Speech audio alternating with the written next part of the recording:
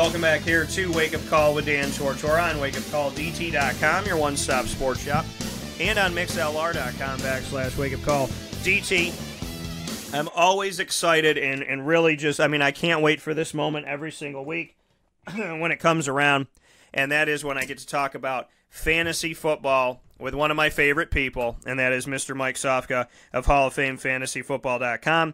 He's here with me this morning and every Thursday in the second hour of the broadcast to bring you every single fantasy football matchup throughout the season. And spoiler alert, there is no end to the fantasy season. It is all year round, and if you don't know, well, you're going to get to know with being a part of the Wake Up Call Fantasy Football Challenge. I want to thank every single one of my owners in the 4 Syracuse leagues, as well as the league down in Florida, which Mike and I are a part of in our 9th season together. I started it when I was working at ESPN 1080 The Team. Tell me, Mike and I met, and I met his son Trey, and also met his wife Lisa, and I have the blessing, the honor, and the privilege of continuing to know each of them, as well as all of the amazing people in the Florida League. You know who you are, and I appreciate you tremendously. So, with that being said, let's bring in Mike for NFL Week 13. We are past Turkey Day, and the Saints are playing the Cowboys in Thursday Night Football, as well as so much more. So, with that being said, thank you to the Wildcat Sports Pub of Camillus, as which I will be at tonight for CNY Game Show Night, Thursday, November 30th at 7 p.m. And I want to thank the Penn and Trophy Center. I'll also be there today, seeing what's going on with them, and I just posted my award winner for who I would choose for the ACC Coach of the Year, and that post, proudly brought to you by the Penn and Trophy Center, has done tremendous on all of our social media, so shout out to you all for making that great.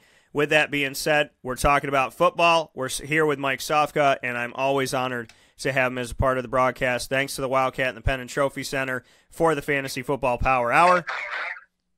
And now it's Mike Sofka time. Mike, how we doing today? Awesome. How you doing? I'm sitting over here by the pool.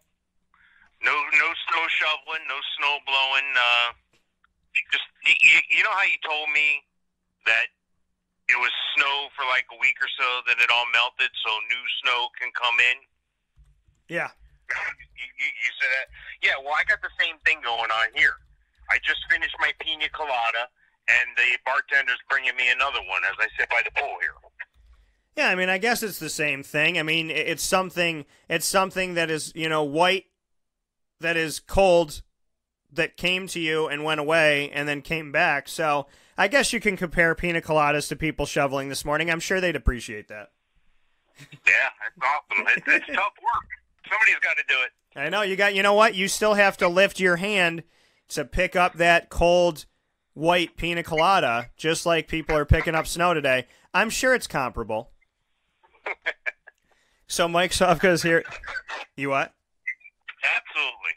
So Mike is here with us of Hall of Fame FantasyFootball.com. Make sure you go there, check it out. Paid ways and free ways to have your team get helped in daily as well as league fantasy football play every single season. We're going to jump right into it because we got a full slew of games here. We're going to try and knock these out within the hour for you folks.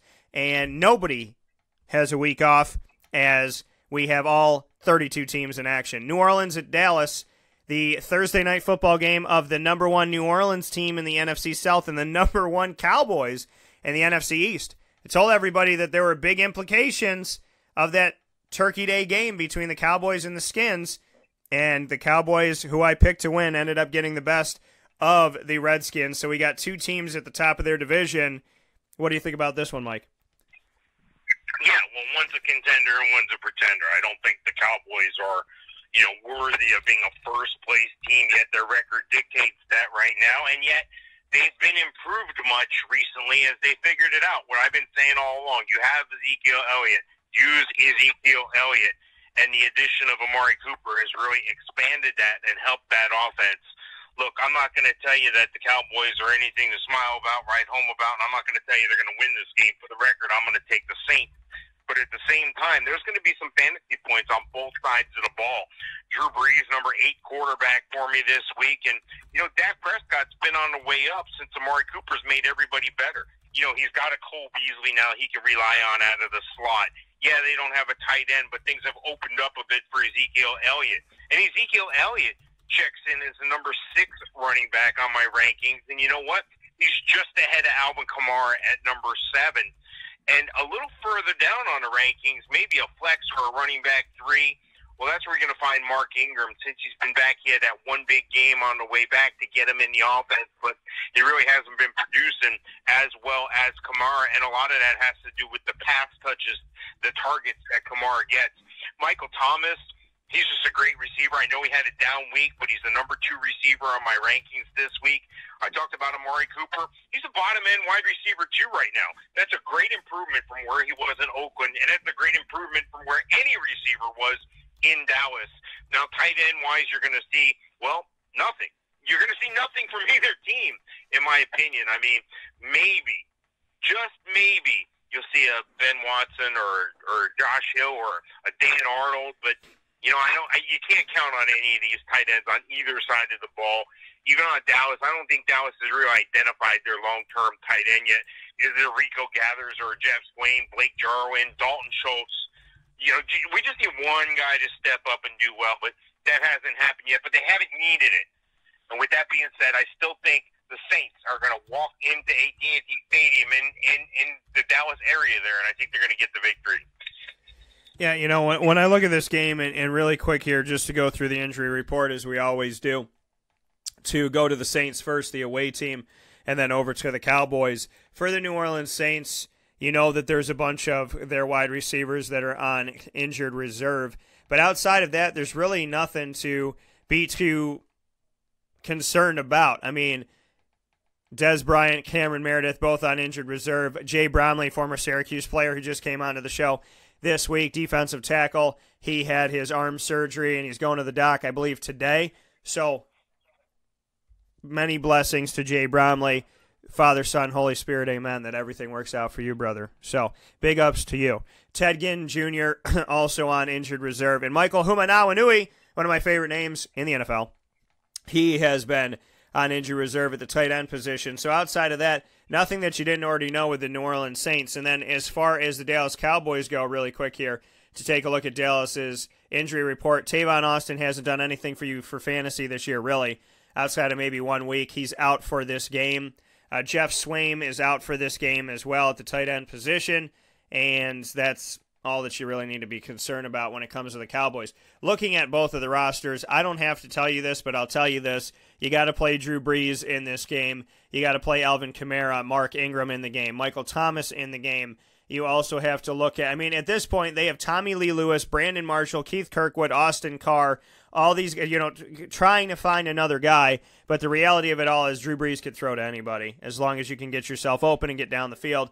Michael Thomas is worth the play, and you might want to look at Ben Watson in a game like this as a potential tight ends if you have to throw somebody in there. Maybe you have some injuries going on and whatnot.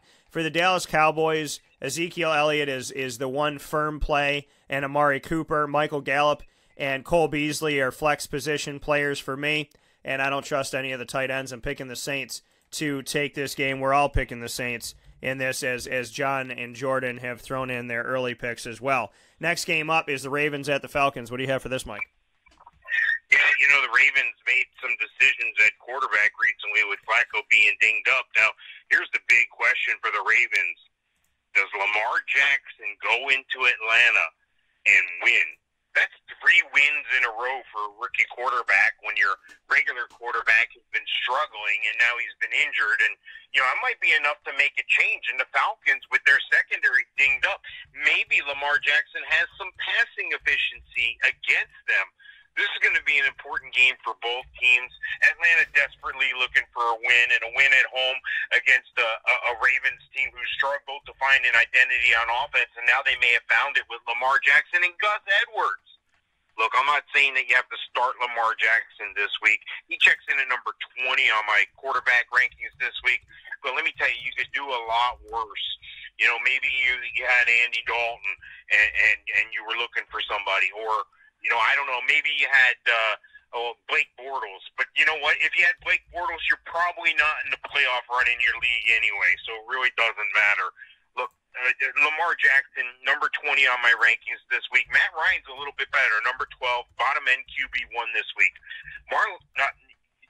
I like Gus Edwards, Okay, I think Gus Edwards and Lamar Jackson together are a dynamic duo. They can run some option plays. They can both run the ball with a style that's aggressive, yet plays off each other. Gus Edwards, number 22 running back on my rankings this week. And you know what? For the Falcons, Tevin Coleman's been okay. He's a number 20 running back on my rankings this week, but they desperately missed Devonta Freeman. Ito Smith's okay if you're in a touchdown-only league or maybe a desperate flex play, but he's a number 45 on my rankings. You know, there are some wide receivers on Atlanta. Julio Jones, number 7 this week against Baltimore. Baltimore's got a decent defense. I wouldn't play Calvin Ridley in this one unless it was a touchdown-dependent league. Calvin Ridley, number 28 wide receiver on my rankings. And Michael Crabtree might be a desperate play. John Brown, same thing. All these guys from the Ravens have taken a downturn on their production, and that's just a symptom of what they got going on with Lamar Jackson. But you can't argue with it because they're not playing for fantasy. They're playing for real. We just have to, as fantasy managers and fantasy players, capitalize where we can capitalize. And right now, the Baltimore receivers are not the spot to capitalize. They're spreading the ball around 1 or 2 targets, 1 or 2 looks, and it's a desperate play on your part. I'll tell you what's not a desperate play is Austin Hooper. He's been coming around, and I think he's going to have some success against Baltimore. He's the number 11 tight end on my rankings this week. I think that the Ravens are going to go into Atlanta, and they're going to pull an upset. I know it's a minor upset. Atlanta's only favored by a point or so, but I think the Ravens are going to continue to win with Lamar Jackson at the helm. Quote the Raven, nevermore. I think they're going to take care of Atlanta. They're going to go into the dirty bird nest, and they're going to ruffle some feathers. Baltimore, I got them winning this game as well. I like Lamar Jackson in this game. I like Gus Edwards in this game. I like the dynamic duo. I agree with you on this. I also would look at John Brown and Willie Snead as potential flex guys for you out there, just because I think it's going to be a lot of running with Lamar and Gus Edwards. He hasn't been bad on his accuracy. Most recently, he was 13 of 19, I believe.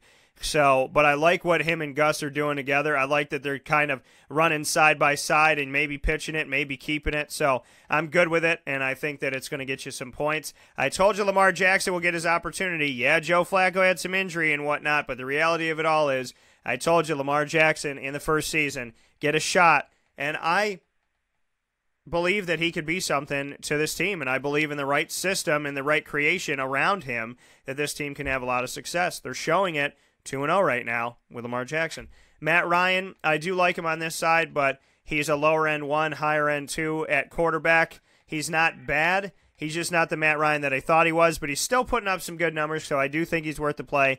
Tevin Coleman, running back 2. Ito Smith, flex guy for me. Julio Jones, you got to play him. And Austin Hooper, I said it at the beginning of the season, this was his show-me season, and he's been showing the Atlanta Falcons. So I'd play Austin Hooper.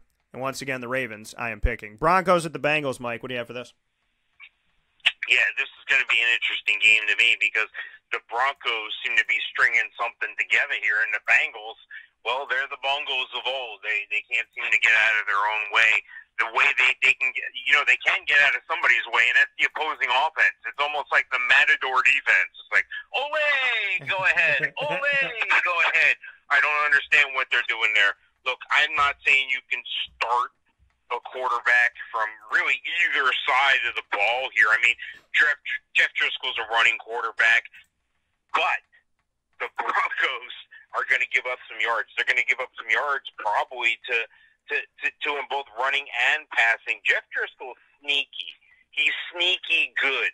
He's a talented quarterback, and used the right way, he could jump up and bite somebody. Now, on the other side of the ball, it hasn't been as much. I'm wondering if Denver doesn't have some buyer's remorse here. Case Keenum doesn't seem to be the guy that's been getting it done, but that's what they got. You know what they also got? They also got an outstanding running back in Phillip Lindsay. Phillip Lindsay's a terror. I like him a lot. He's the number 14 running back on my rankings this week. And you know what? The Bengals, well, I don't know what they're going to do. Joe Mixon, that's their attack. That's their whole offense. You wonder if A.J. Green's going to make it back. He says he's going to make it back this week, but that's a big question mark still. I like what Tyler Boyd's doing. Tyler Boyd, number 22 wide receiver on my ranking this week. And, maybe Emmanuel Sanders is your guy. He should be your guy. He's the number 10 wide receiver on my rankings this week. C.J. Uzomah, number 16 tight end on my rankings. And on the other side of the ball, well, not so much. Jeff Auerman is dinged up, and we're waiting for somebody else to step up in the tight end position for Denver. I'm going to say that Denver is going to continue the roll. They're going to continue to accidentally put something together here. They're going to be able to pressure Jeff Driscoll, which is what they're going to be able to do with Bradley Chubb and Von Miller, and I think they're going to win this game. I'm taking the Broncos. Yeah, I'm going to go with the Broncos as well in this one. A.J. Green still in a questionable situation, and I said this last season going into the season, Mike, when we put our rankings out there, that what keeps me from putting A.J. Green in the top 5 last year, and keeps me from putting him in the top 10-ish this year, is that he's injured. That he every single season, unfortunately, finds his way to the injury report and the bench.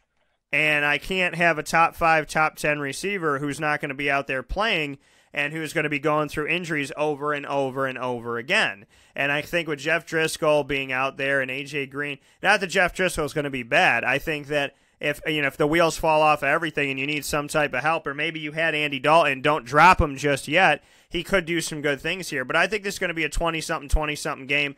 A.J. Green is still not 100%. Andy Dalton's not out there. So, when you look at the grand scheme of things, on Denver's side of it, Phillip Lindsay is worth the play. Emmanuel Sanders is worth the play. Cortland Sutton's a sneaky flex play for you. And then, we're looking at Matt Lacoste, Brian Parker, and Tamarick Hemingway.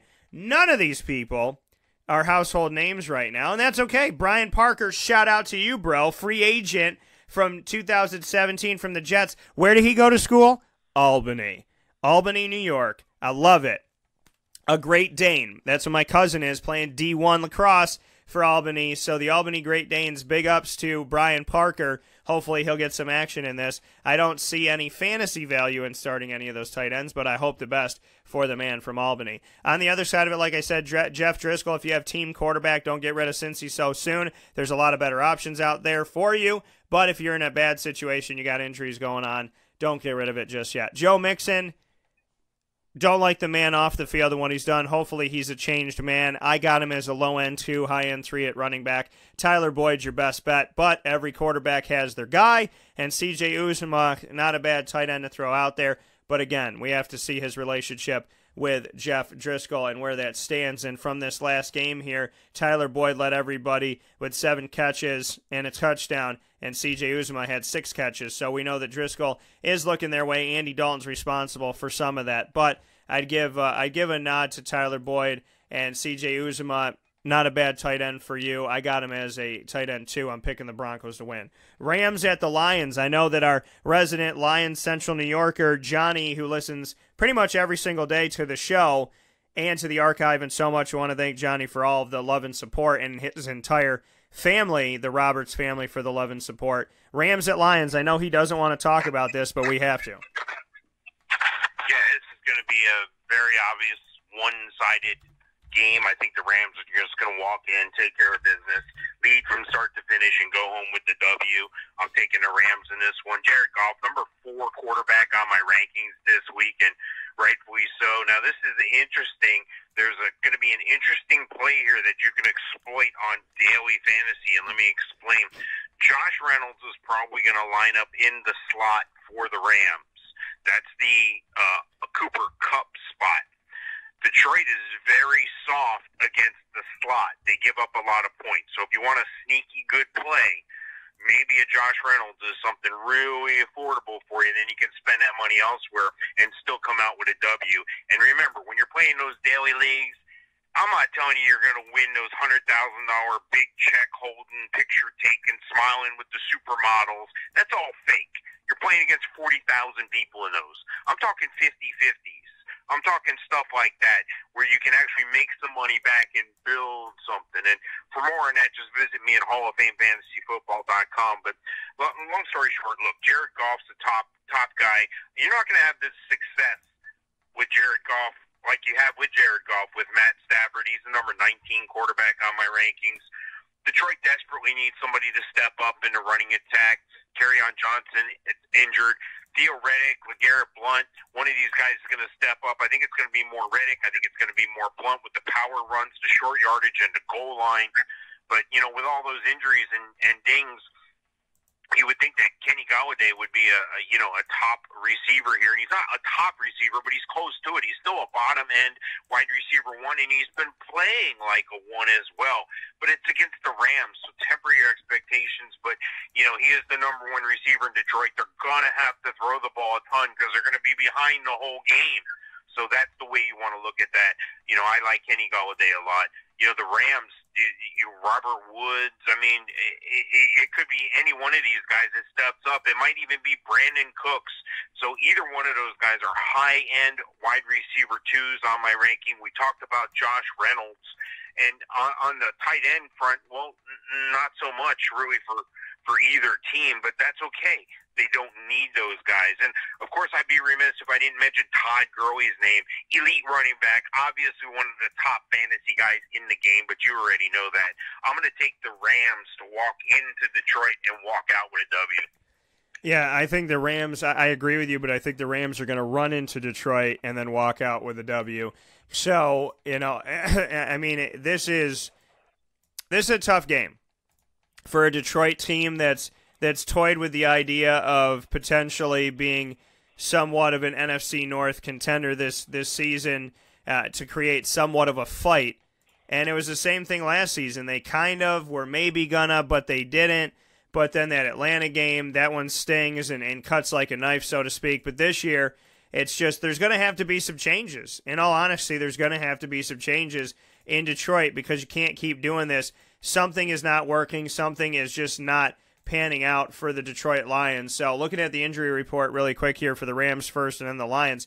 For the Rams, we're looking at Cooper Kupp on injured reserve, which is really it. You know that coming into this week, or you should know that coming into this week. Outside of that, no new injuries to add to this. As far as the Detroit Lions go, Bruce Ellington, who's probably not on your team, came from the Cardinals. He's questionable at wide receiver with a back injury. Michael Roberts, still questionable with a shoulder injury. And Kerryon Johnson is questionable with a knee injury. Marvin Jones Jr. obviously on injured reserve. So, Kerryon Johnson, he's playing the Rams, so I'd probably stay away from it. I would stay away from it. At the same time, you're looking at the fact that he's not 100% healthy, so that's going to affect him as well if he is able to go out there.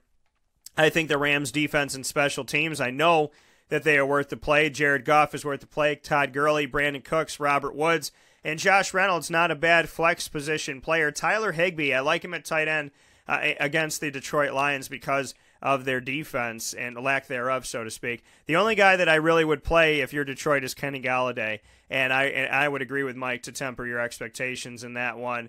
And ultimately, I think that this is a Rams no-brainer.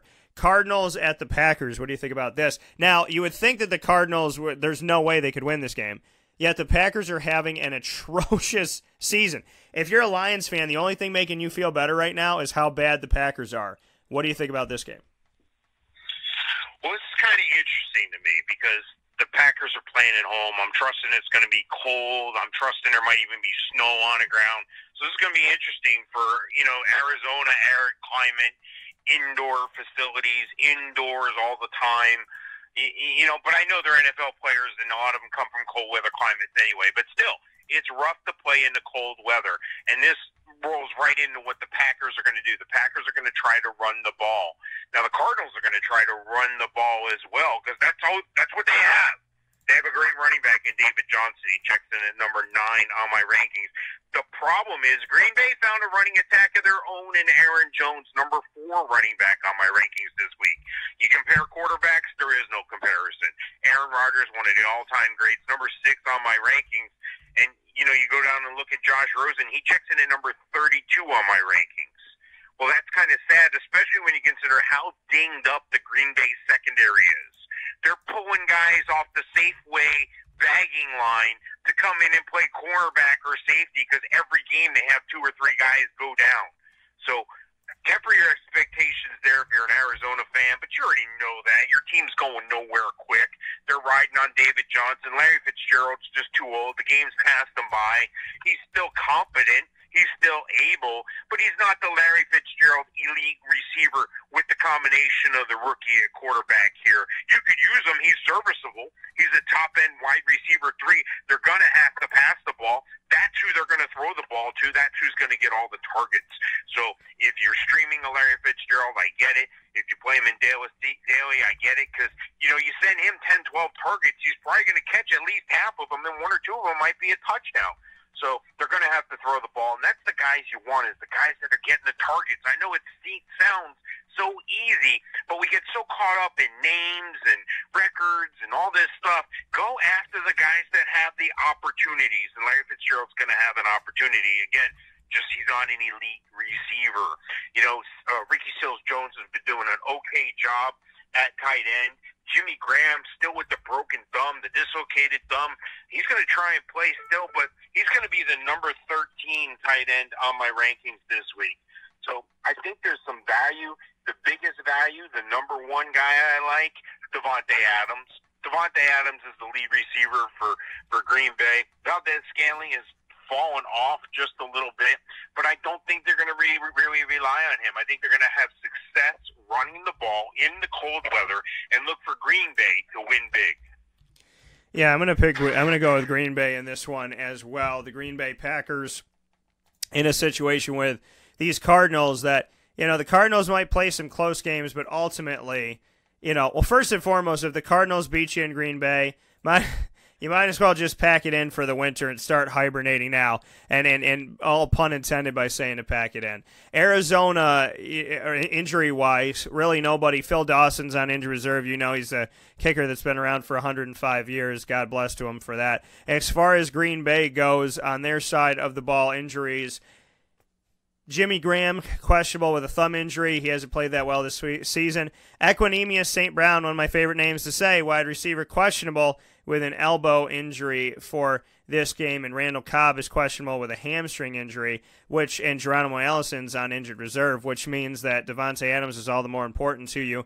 For the Arizona Cardinals, David Johnson, flex guy. He is underperformed this season. I like the Cardinals on paper. I think Josh Rosen is going to be something. I think Larry Fitzgerald obviously is something, and Christian Kirk could be something, but I don't know if I would really rest heavy on if you're going into your playoffs or about to go into your playoffs. This is either a seeding week for you, or it's are you going to make the playoffs week, or if everybody makes the playoffs, it's that seeding situation, or it's the start of your playoffs. So I wouldn't lean on the Cardinals, and I'd temper your expectations of David Johnson. Aaron Rodgers, worth the play in this despite how bad the team has been playing. Aaron Jones, not a bad play as well. Aaron Jones, Jamal Williams, both low-end running back 2s. Davante Adams, worth the play, number 1 wide receiver. Marquez Valdez-Scantling is also worth the play, and he is a low-end 2 for me. And I'm just not a big fan of the tight ends of both sides of this thing. I'm picking the Packers once again. Bills at the Dolphins. They just defeated a team from Florida at home in Buffalo, and probably the nicest game Buffalo is ever going to see in November. 47 degrees outside. Little bit of blue sky that you could see through some of those clouds there as I was in the stadium. So there's some blue sky, no wind, no snow, no rain, 47 degrees. That's a perfect day for Buffalo. Now they're going down to Miami for some nice weather, hopefully, as well. Thoughts on the Bills and the Dolphins? Yeah. Congratulations to the Bills for not only beating the Jaguars, but sticking their hand inside the Jaguars' chest, ripping out their heart, throwing it on the floor, and stomping on it. This was incredible. I'm sorry, Mike. I think we lost the feed. Did you say something? Yes, I think congratulations to the Bills, because Jacksonville, they made Jacksonville give up. Jacksonville looks like a bunch of quitters to me right now, and I'll get into that in a minute. But the Bills put it together. They found a way to win, and as a team, that's what you want to do. Now, I'm not saying I'm going to play any of the Bills on my fantasy teams. I don't think there's really much value there for me, but good for them for sneaking out the win against Jacksonville. LaShawn McCoy's the number 25 running back on my rankings.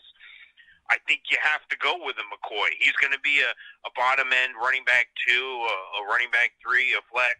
That's what they have. That's what they're using. Dinged up or not, he seems to roll out there and get the job done. On the other side of the ball, well, they have a guy too. They have a guy in Kenyon Drake, and he ranks about the same. He's number 24 in a ranking. So you're going to get equal production on both sides running the ball. Part of the difference is going to be in the quarterback play. Well, is it? Is it really? Because Ryan Tannehill is supposed to be back, and I don't think he's going to be doing much better than a Josh Allen who's been hurt and recently back. So I think either one of those guys are like a quarterback 3 or a desperation play, if you would. Wide receiver wise, I'm not sure I got a guy on Buffalo I trust, and you know what? I'm not sure I have a guy on Miami that I trust. I don't know. Maybe it's a Kenny Stills if he's healthy enough to take the field, or an Amendola if he's healthy. I'm finding it hard to roster these guys anywhere, let alone play them this week. And same thing with tight end. I'm looking and I'm like, do I really want to go here? The answer is no. And you know what? Anytime you go into Miami with Buffalo, the Jets, New England, these are always fun games. These are always close games. And these are always games that something happens, and it's usually a 3 or 4 point game. Miami's favored by 4.5. I'm going to have to take Miami in this game. I think just because of the home field advantage. I think this is an equal game. I think both sides have their struggles. The records are similar. I just got to go with the home team here in Miami. Of all your blasphemous talk, I took this from it because you said this statement. I got my swing.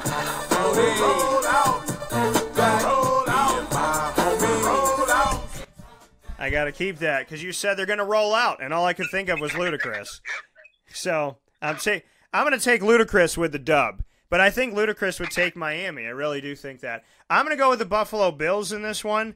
I think that the Bills got some good things going with Mr. Josh Allen, and maybe it's just the Jaguars' lack of effort and lack of desire and lack of team play and lack of mental toughness and lack of facing adversity and winning against adversity, and maybe just no more effort because the team just wants to end the season because they want to stop the bleeding and they don't feel good and whatever.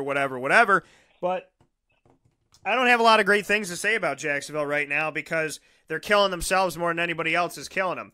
So if you want me to tell you where things are at, Josh Allen's worth the play in this game. LaShawn McCoy has been awful this season, but he's playing Miami, so he's a running back 2 to me. Not really trusting any of the wide receivers, and Charles Clay is a guy that's been on the injury report, and he was one of the trusted guys when it came to Tyrod Taylor throwing him the ball. So let's say with Buffalo, LaShawn McCoy and Josh Allen, I do like Josh Allen in this. Any other injuries to make a note of? The hamstring with Josh Clay has him questionable. And then as far as the Miami Dolphins go, injury-wise, really quick here, the Miami Dolphins, A.J. Derby, tight end, questionable with a foot injury. Devontae Parker, shoulder, AC joint, questionable. Danny Amendola, questionable with a knee injury. Danny never seems to be able to stay healthy, which is sad, and I hope that he has more career life left and that he gets to have at least a couple good seasons where he's not injured the whole season or injured any part of the season. Kenyon Drake, running back, shoulder injury. He hasn't really panned out this season for the Dolphins as well. I don't feel good about anybody in this one. Maybe Kenny Stills is a flex wide receiver. That's really it for Miami. I think that the Bills win the race in fantasy, and I think that they win the game as well. We're going to take a step aside for a fast break. We'll be right back in just a moment here on Wake Up Call with Dan Tortora with more fantasy football advice from Mike Sofka of Hall of Fame FantasyFootball.com, myself, Dan Tortora of WakeUpCallDT.com, where you can check out our fantasy pages 24/7 for free. And, of course, big thanks to the Wildcat Sports Pub and the Penn and Trophy Center. Listen into this fast break, and you'll find us on the other side. This is a wake-up call fast break. Consistency is, well, consistently hard to find, unless you head to 119 East 2nd Street in East Syracuse, New York, the home of the Penn and Trophy Center, who has been serving us Central and Upstate New Yorkers, as well as beyond, for decades. The Penn and Trophy Center on 119 East 2nd Street in East Syracuse, New York, gives you an amazing and unique way to customize a memory today. Say it with the Penn and Trophy Center. Be it an Employee of the Month award, a sports award, something for your business, engraving for your family, your loved ones, anniversaries, birthday parties, and so much more, including remembering somebody who served in the military. Say it with the Pen and Trophy Center, 119 East 2nd Street in East Syracuse, New York. The definition of consistency is pen and trophy. Browse their products on penandtrophy.com. That's penandtrophy.com, and call them for more information at 315-422-8797. That's 315-422-8797. The Wildcat Sports Pub in Camillus, New York is located on 3680 Milton Avenue in the Home Depot Plaza. It is your family-friendly sports bar and restaurant. Folks, some sports bars aren't family-friendly. Some family-friendly restaurants are not sports bars. The Wildcat Sports Pub in Camillus, New York is proud to be both. It is that marriage that you've been looking for years. The Wildcat Sports Pub is your home base for your sports bar and restaurant needs, games for the kids, indoor and outdoor activities, and enough things on the menu to come back every single week and get to try something new. They're open Sundays from noon to 8 p.m., Monday through Wednesday, 11 a.m. to 11 p.m., and Thursday through Saturday from 11 a.m. to midnight. For reservations and party information, call 315-487-2222 for the Wildcat family-friendly sports pub and restaurant.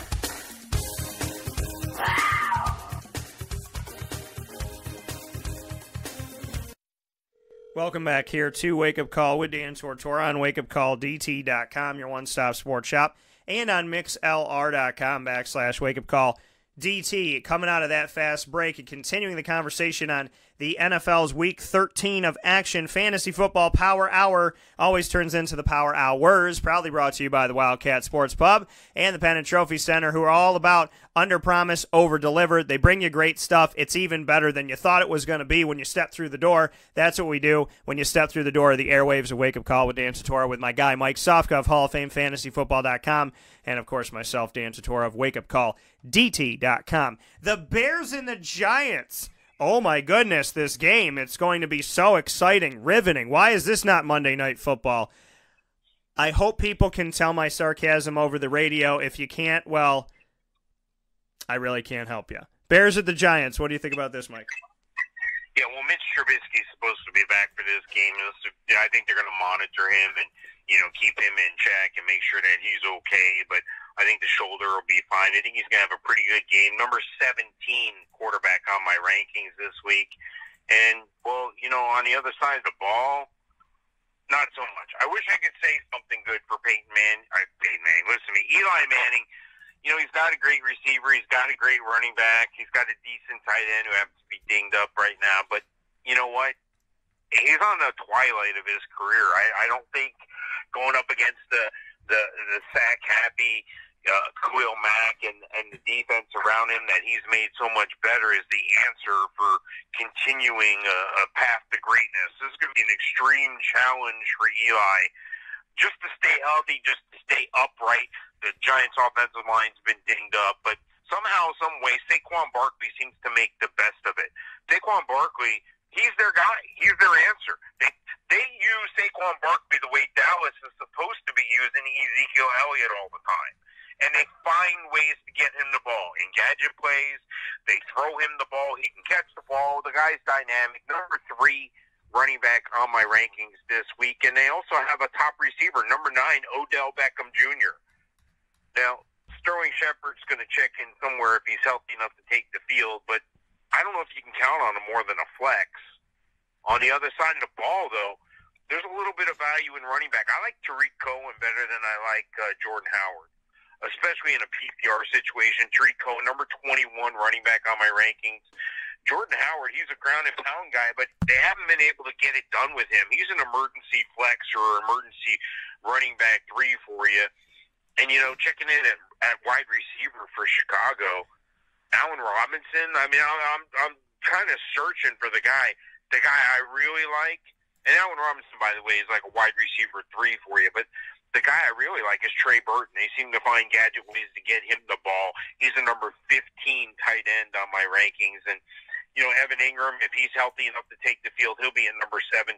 So I think a lot of the value in this game is going to be on the Giants side of the ball. But I have a hard time picking the Giants to win in this one. I'm going to go with the team that's had more success, the team that has the better defense. And I'm going to say the Bears are going to go into Jersey and they're going to beat the G-Men. Yeah, the New York Giants that play in New Jersey, I'm going to go with the Bears, and I'm going with the Bears because the Bears are 8-3. The Bears are good.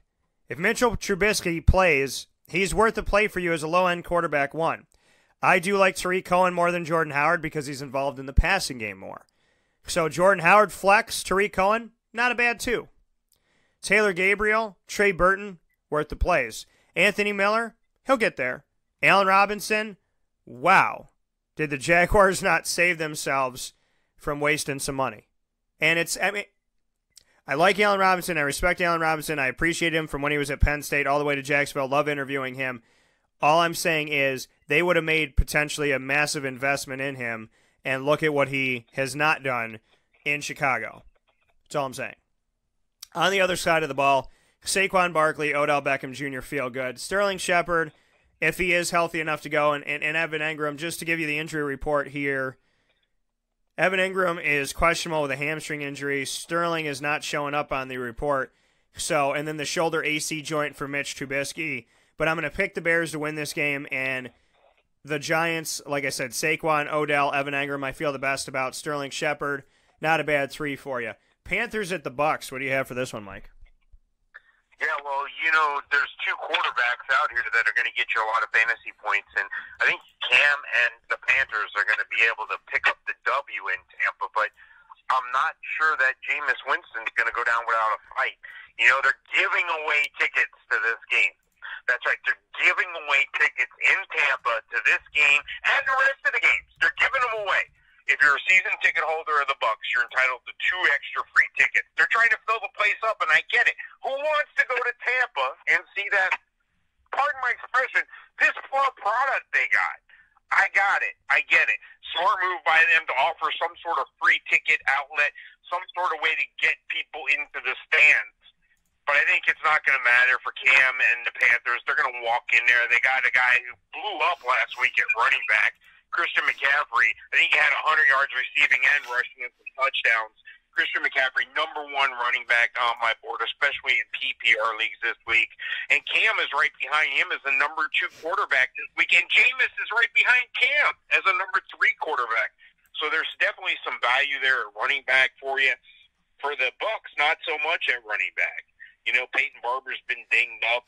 And they just really don't have anybody they can really rely on outside of him. I mean, I'm guessing that they're going to roll out old reliable Jaquiz Rodgers if he's healthy enough to take the field. He's the journeyman guy who they always seem to lean on, but never seem to pay or give him any extra. But maybe I'm not on the inside. I'm not at $1 place. I don't know what's going on. It just seems he's your most dependable guy. I would play him more. Mike Evans, he's the number 1 target in Tampa. You have to play him. Number 15 wide receiver. Adam Humphries has a great relationship with Jameis Winston. I like Adam Humphries.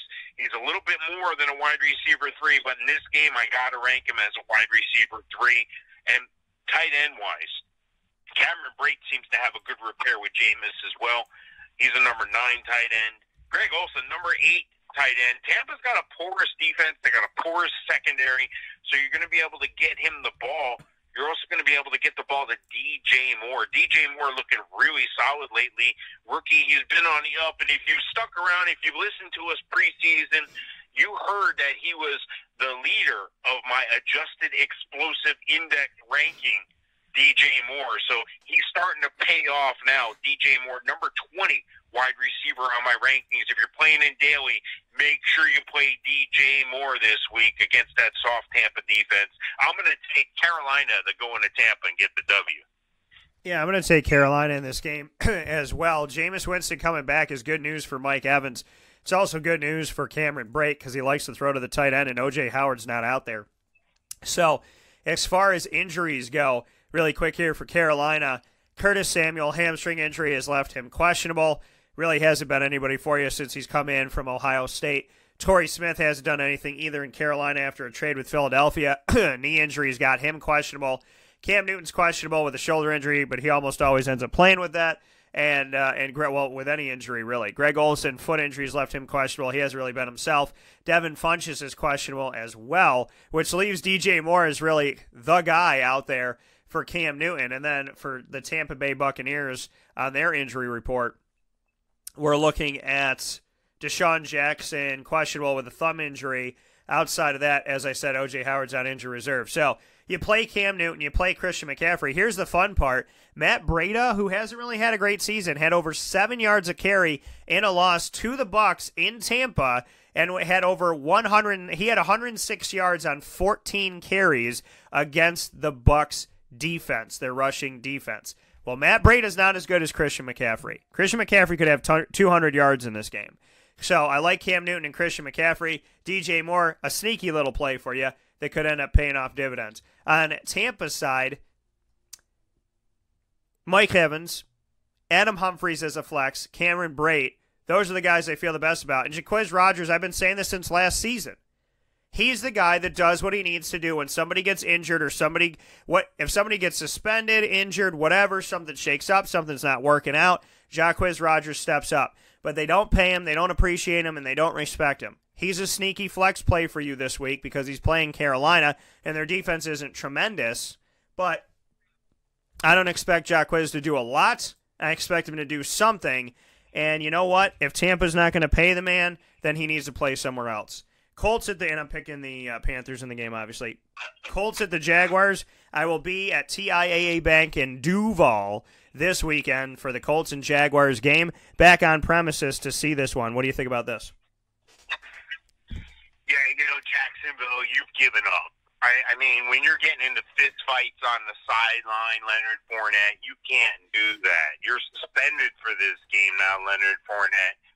Yeah, I know you apologized and took onus and said that, it was you and your fault, and you're taking personal responsibility for the loss.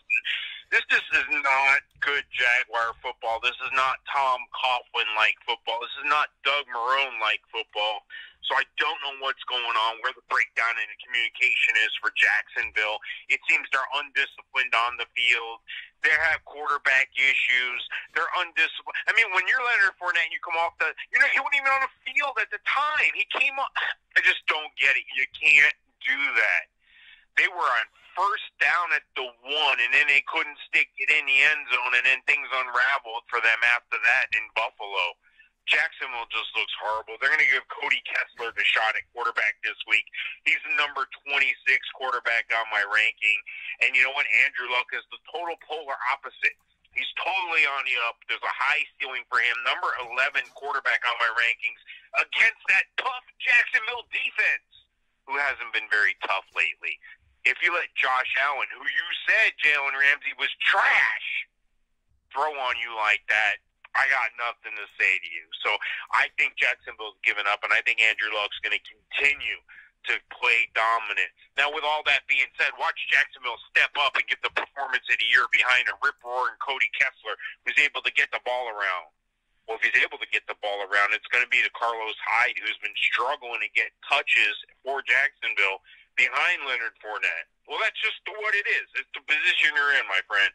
He's a number 28 running back on my rankings this week. Marlon Mack still dinged up from the concussion, questionable to play. Not sure he's going to take the field. If he does, he's a number 27 running back on my rankings. But the value is going to be in receiver.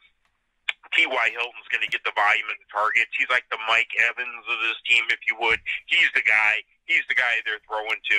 He's the guy they want to throw to. He's the guy that's going to make this machine run.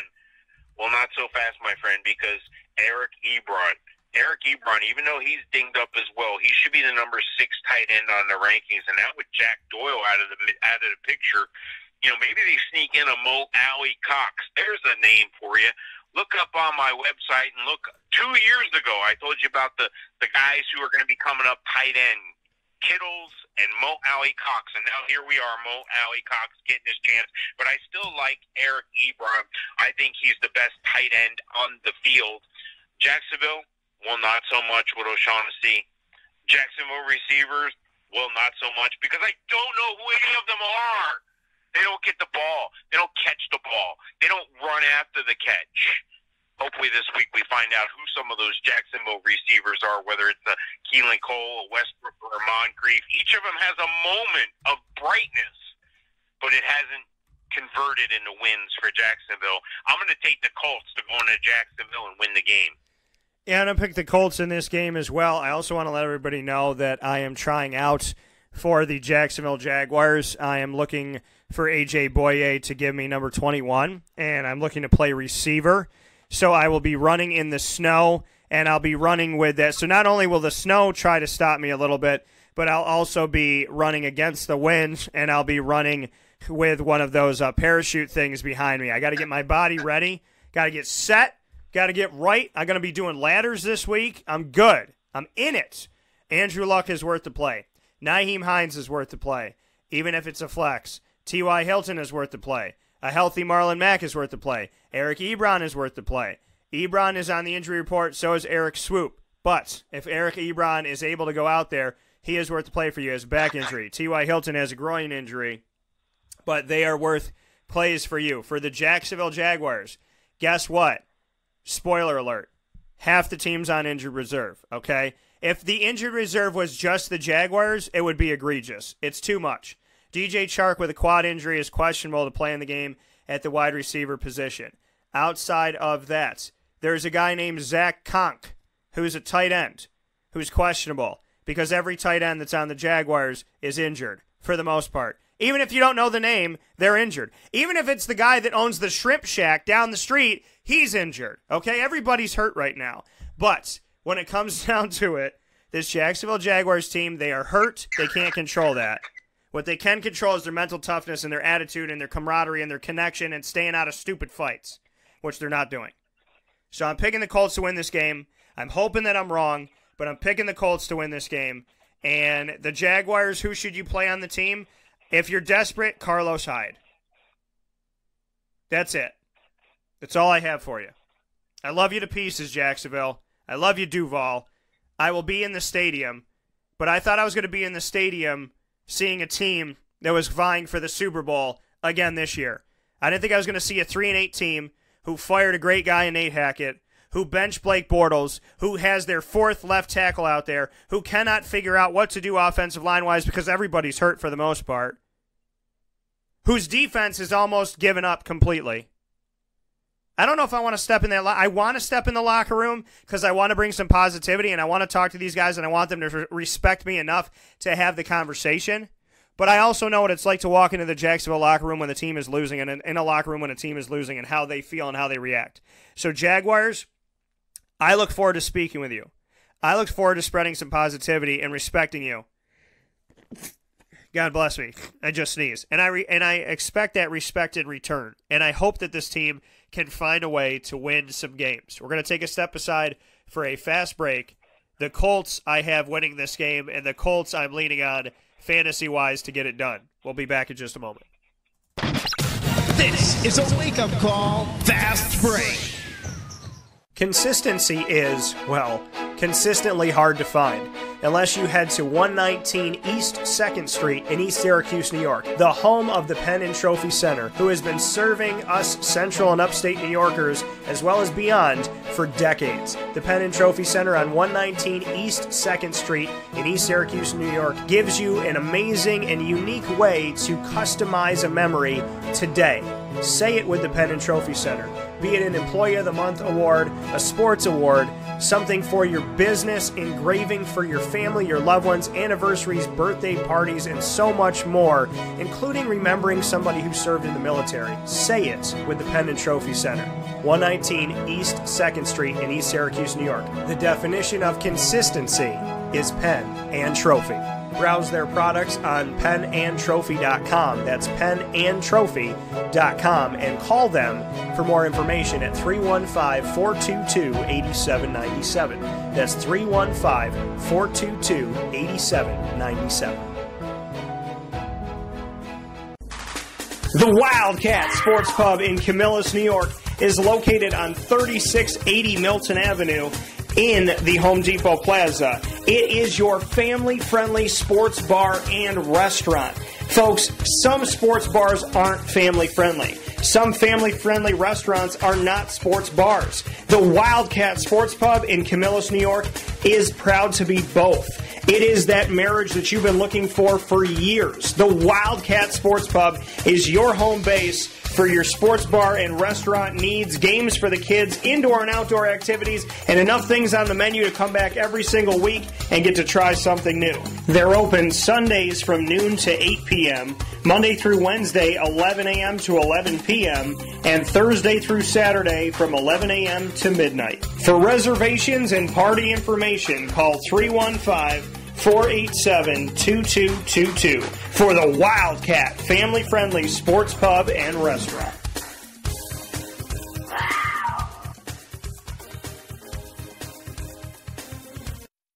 Welcome back here to Wake Up Call with Dan Tortora on wakeupcalldt.com, your one-stop sports shop, and on mixlr.com/wakeupcalldt. We want to thank over 20,000 listens of you beautiful people. Thank you, thank you, thank you, thank you. Over 105,000 show downloads on Podbean alone as well, to the 160,000 views on YouTube, to getting over 1,500 people on Facebook and over 2,000 people, 2,100 people on Twitter, and all of your support as we build our Instagram to almost 700 people that we've done there as well.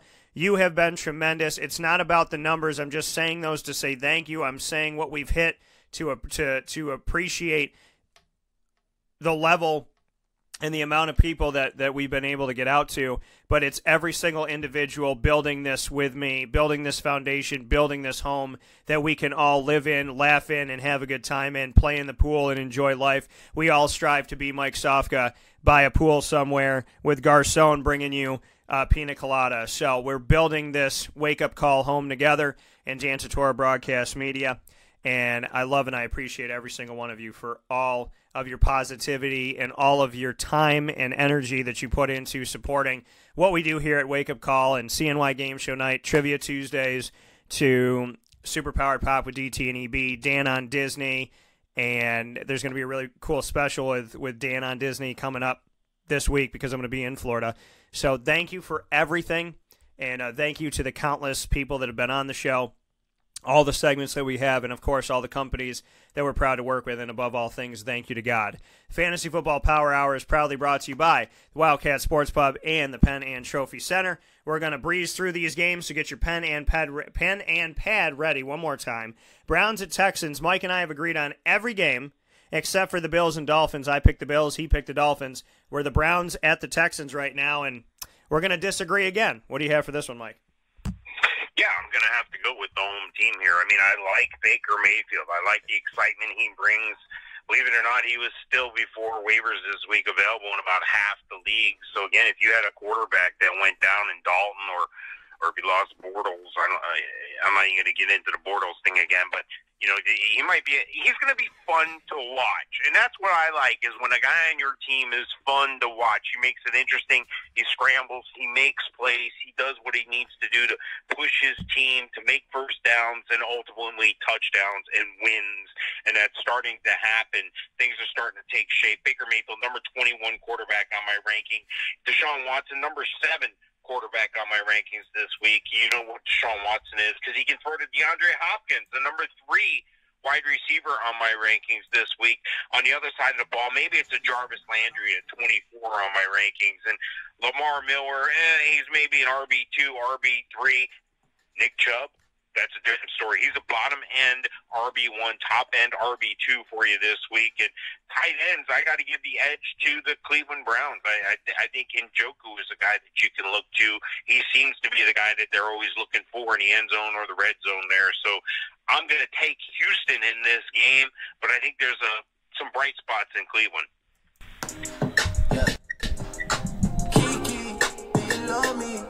Are you riding? Say you never ever leave beside me. I have to do it when we talk about Houston. It's Kiki Kuti on the side for the Houston Texans. He's a rookie wide receiver for the team. He has a hamstring injury. He has been left questionable for the game. I hope he has a great career so I can continue to play Kiki Do You Love Me on my show. DeAndre Hopkins, wide receiver, foot injury is questionable as well, but DeAndre usually finds his way out there. And Will Fuller V does what Will Fuller V does, which is really sad, which is go out for the season with an injury. And I'm hoping that the rest of his career, like Danny Amendola, is spent healthy and on the field at all times. David Njoku is questionable for the game as well, so just make sure you watch that. I like Baker Mayfield in the game. I like Nick Chubb in the game. I like Jarvis Landry. Antonio Callaway as a wide receiver 3. David Njoku, if he's good to play, as a number 1 tight end. And Houston Texans-wise, Deshaun Watson, I would have Baker above Deshaun in this game, but Deshaun's not a bad play. I just like Baker more in this matchup. So I would say Deshaun's a low-end 1, high-end 2 quarterback. I'm not a big fan of the running backs that are in Houston. It's been the cut and paste from the last, 4 years. DeAndre Hopkins, if he's good to go, put him out there. Demaryius Thomas, you could consider him out there, but he's a lower-end wide receiver for me as he really hasn't shown up. And I'm going to have the Cleveland Browns win in this one. I think Cleveland's going to make the AFC North interesting. Pittsburgh might be where they're at right now, but everybody's in play because of how close it is, which is awesome. Jets at the Titans. And I want to let everybody know really quick here before we go to Jets at the Titans. Pittsburgh is 7-3-1. Baltimore 6-5. Cincinnati's 5-6. Cleveland's 4-6-1. So it's literally anybody's division still. Just so we all have that clear. And Baker Mayfield and Lamar Jackson are making it interesting as first-round rookie quarterbacks. Jets at the Titans, Mike, what do you have for this? Yeah, if you have any Jets on your team, you can pretty much stop listening because you're not in the playoffs hunting your league anyway. I mean, the Jets are just abysmal. Josh McCown's going to be a quarterback still. You can't start a running back there in this game. I don't see who you're really finding value in on the Jets side. On the Tennessee side, Deion Lewis is the number 16 running back on my rankings, and Marcus Mariota the number 18 on my rankings. Maybe there's some value for the Jets in their tight end. I don't see it at receiver. I don't see it in Nua. I don't see anything that I can put my name on there.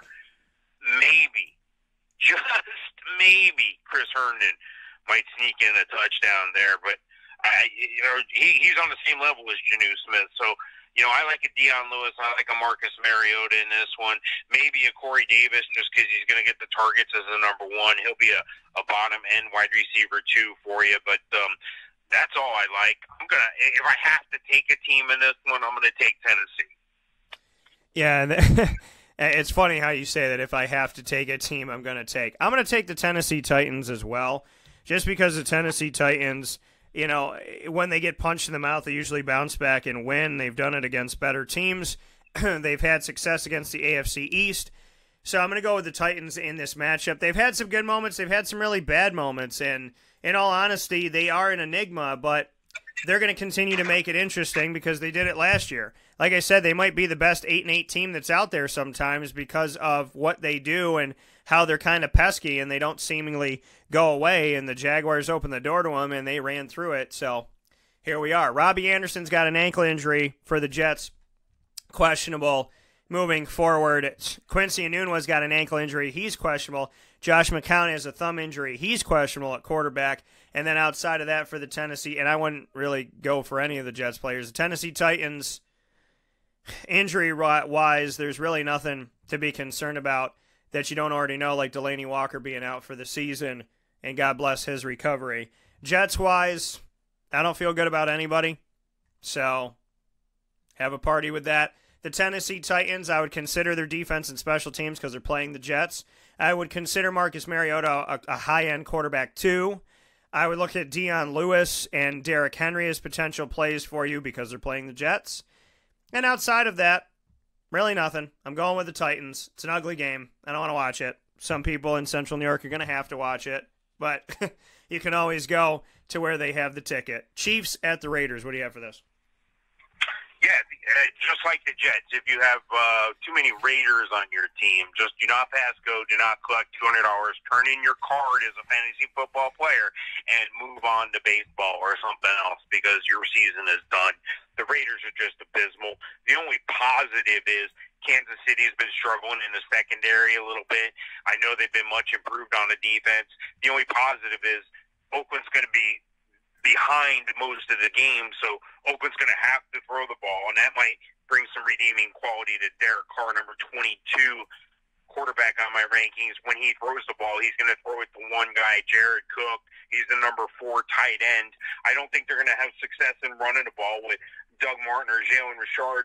Both of those guys are running back threes, and when they do throw the ball, I mean, I think it's Cook they're going to throw the ball to. I don't think it's going to be a Jordy Nelson or a Seth Roberts. It's just you can't count on any of those guys.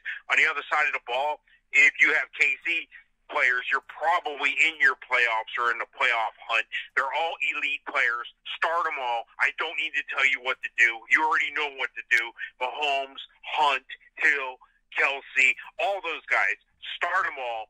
Sammy Watkins even checks in as a wide receiver 3 for you. So there's, needless to say, I'm taking the Chiefs in this one. Yeah, I don't think we need to have too much of a fight on this one by any stretch of the imagination. I pretty much picked the Chiefs every week except for the week where they played the Rams. So I'm going to go with the Chiefs in this one as well. Chiefs at the Raiders. I mean, this is, what do I need to tell you, folks? You know to play Pat Mahomes. You know to play Kareem Hunt, Tyreek Hill, Travis Kelce. Have yourself a good day.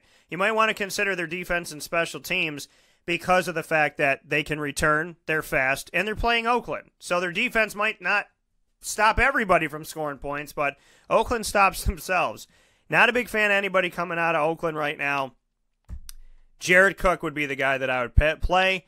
Jordy Nelson is a poor man's Green Bay Jordy Nelson, so maybe you could consider him. I'm picking the Chiefs to win the game. Vikings at the Patriots. This could be like a Super Bowl field type of game, but the Patriots have been sneakily, quietly winning games while everyone's watching the Rams and the Saints and the Chiefs. The Vikings have been winning some games too, and they're a playoff team as well. So thoughts on this? Yeah, I wouldn't be surprised if Minnesota snuck out a victory here. I think it's going to be closer than most people think. Last time I looked at the line, it looked like it was about 5. I think it could be closer than that. I have to go with the Evil Empire at home this time of year, but watch out for Minnesota in this one. And this is a rarity. Go ahead and mark the tape, Dan. Folks, get your pen and paper ready. Stick your phone on record. Put it up to the computer. Listen to what I'm going to tell you, because you're not going to hear this too many times. This week, I have Kirk Cousins ranked higher than Tom Brady. Kirk Cousins, the number 10 quarterback on my rankings. Tom Brady, number 15. Now, the Patriots haven't been having to rely on Tom yet to pull out major victories. Yeah, he's been solid. He's been a good quarterback, but he hasn't been the elite top 5 or top 3 quarterback we're used to seeing from Tom Brady all the time. Maybe it's the age. Maybe it's the game plan. Maybe he's saving it for something special. I don't know. But the bottom line is right now, Kirk Cousins is the better quarterback going in fantasy-wise to this game. You know, and they're going to have to run the ball and pass the ball if New England wants to win this game. James White's the guy that they pass the ball to. I know Sony Michel's coming back from being dinged up a bit, and he usually gets most of the between the tackle carries and the goal line carries, but Rex Burkhead is being activated off IR. Look for him to get back in and make soon. It wouldn't surprise me for New England to have Rex run for 5 touchdowns in this game because, well, that's what they do. And then you'll never see Rex again for the rest of the year.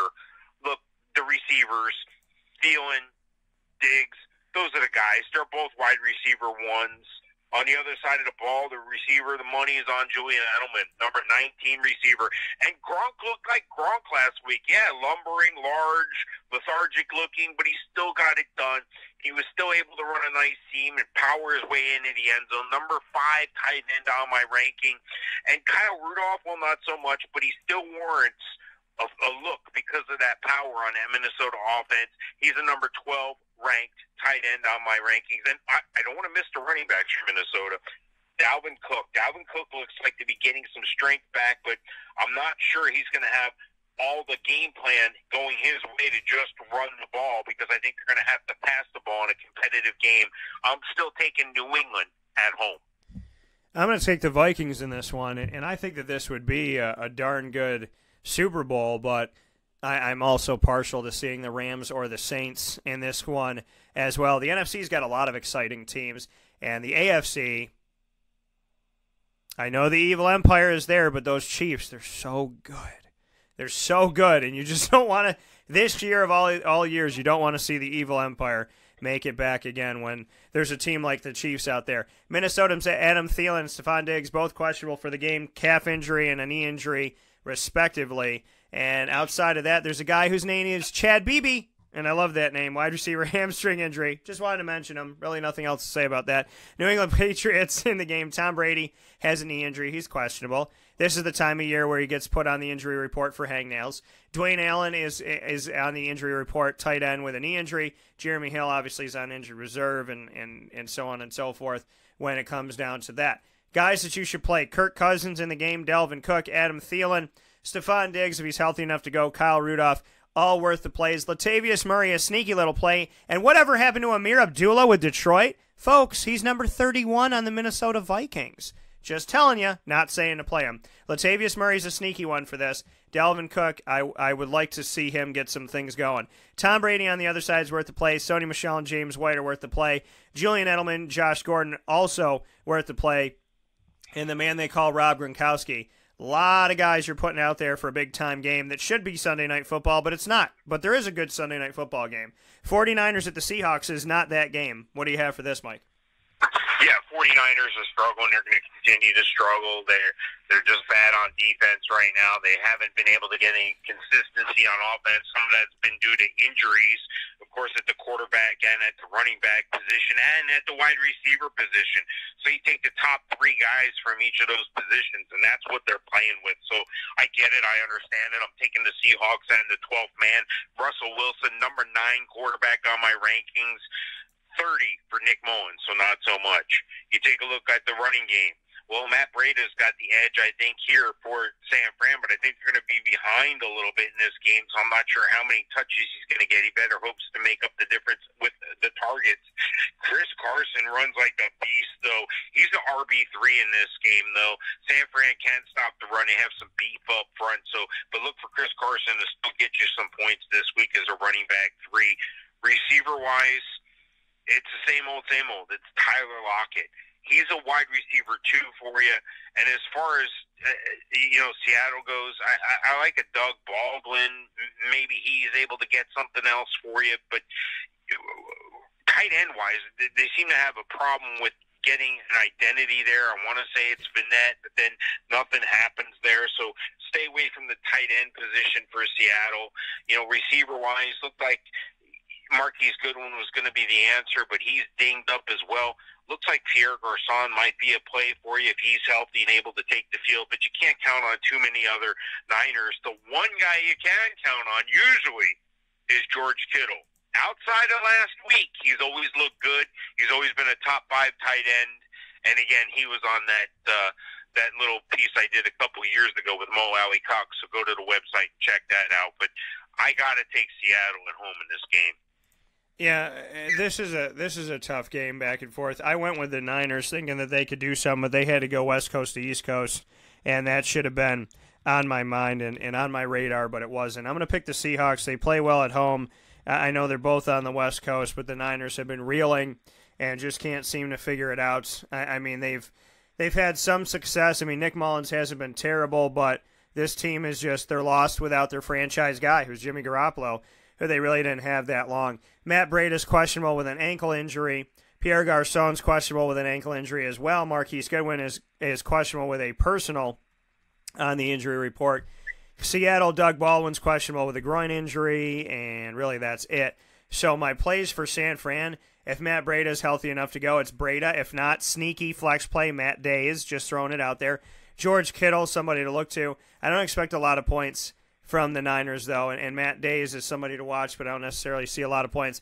Russell Wilson's worth the play because they're playing San Fran. Carson's worth the play because they're playing San Fran. Tyler Lockett, same reason, and Nick Vanette for the same reason. Chargers at the Steelers, Sunday Night Football. Thoughts on this? Yeah, it's going to be an interesting game. I really want to watch this game. Both these teams have something in common. Both of them have lost to Denver. of all teams. So, Pittsburgh's at home. They're the favorite in this one. I'm sure the weather's going to be nice and crisp, but I don't think it's going to matter.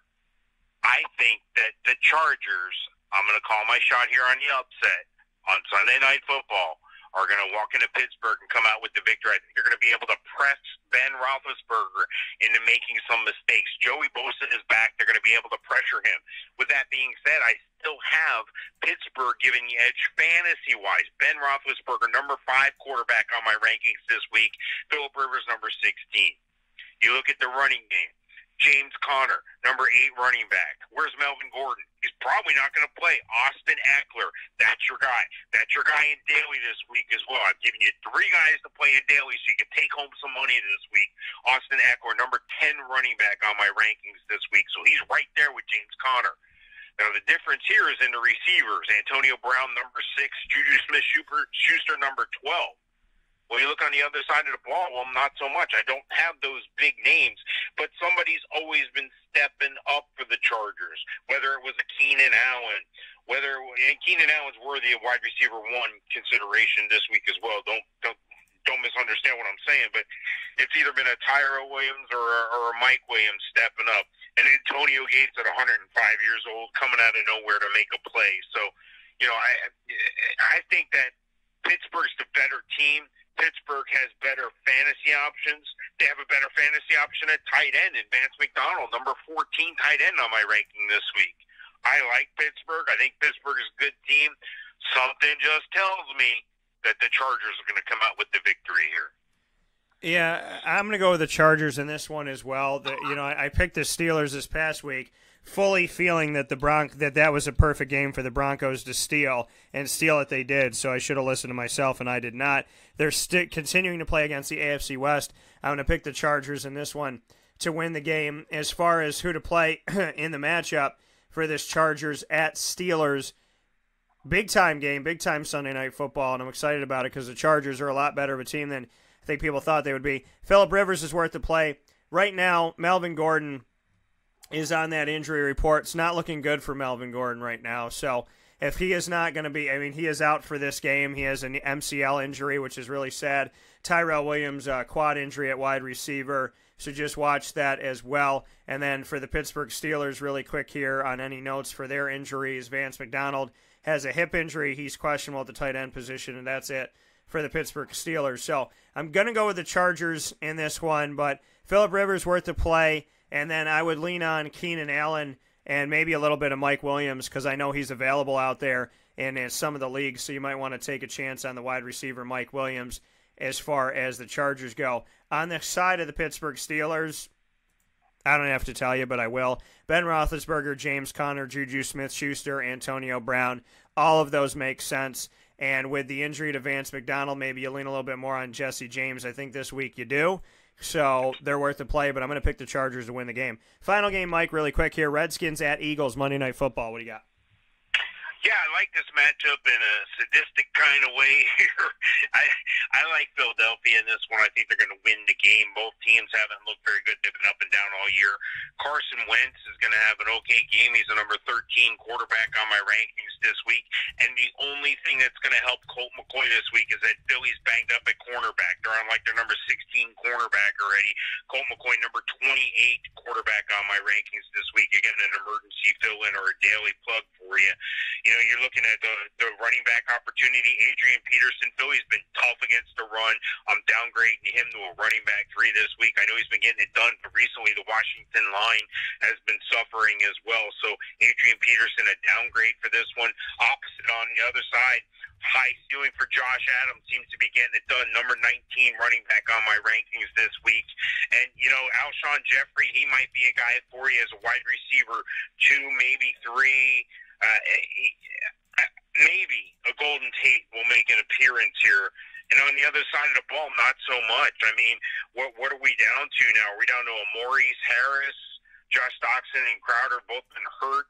The one guy that's been not hurt, that's been able to surprisingly make it through the year so far is Jordan Reed, number 7 tight end on my rankings, but he's going to be outdone by Zach Ertz, the number 1 tight end this week. Go ahead and get you some Zach Ertz, and I'm going to take the Eagles to win this game. Yeah, I'm taking the Eagles in this one. I'm really not too concerned about that. As far as injuries go on this report, really quick here to take a look at Philadelphia. Philadelphia, Darren Sproles' hamstrings questionable. That's a cut and paste from year to year, unfortunately. And my best to Darren Sproles on getting healthy and staying healthy, as he has longevity in the NFL, but he also doesn't play full seasons, which could help him to have that longevity. Samaje Perrin has, or Perrine, however people say it. It's like Tyrod or Tyrid. So a questionable calf injury for Samaje at running back. Jamison Crowder questionable with an ankle injury. Chris Thompson questionable with a rib injury. Adrian Peterson questionable with a shoulder injury. So as you look at this game, really what it comes down to is, who is going to end up playing. And Chris Thompson has been a guy that's been held out, so to speak, where we're looking at a guy like Adrian Peterson who's been playing through a lot of the pain. So I like Adrian Peterson for the Skins in this game. I like Chris Thompson if he's able to play, and Jordan Reed, not a bad bet, as he, thank God, has stayed healthy later on here in the season. For Philadelphia, I like Carson Wentz in the game. And outside of that, I would say to take a look at, obviously, Elshon Jeffrey in the matchup and Zach Ertz. Nelson Aguilar hasn't really done much of anything. He's a wide receiver 4 to me right now, or a flex guy. And then Josh Adams, you could give him a look, undrafted free agent out of Notre Dame. See what he can do in this because he's playing Washington. He's not a bad pickup because a lot of people probably forget about him, not even see him because he'll be really low on the totem pole. So not a bad bet.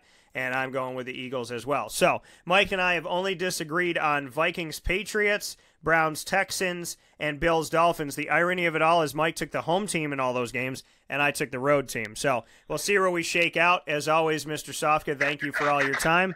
I appreciate you being here, and I look forward to being in your neck of the woods in a day or two in Florida. All right, Dan. I'll have a pina colada waiting for you. See you in a bit. All right, sounds good. Appreciate it. Take care.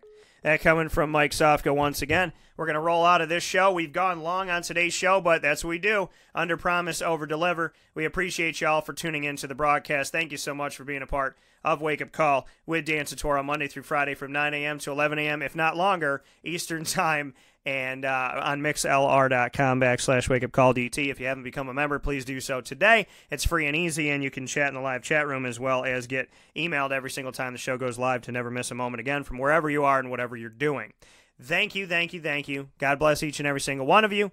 And thank you to Corey Bowen for being on the show today. Thank you to Papa Joe, as always, on Thursdays. I love you tremendously. He is one of the best, and he keeps me on my toes. And thank you to Mike Sofka for doing the exact same thing, Hall of Fame FantasyFootball.com. Shout out to the Fantasy Football Power Hour, brought to you by the Wildcat Sports Pub, as well as the Penn and Trophy Center.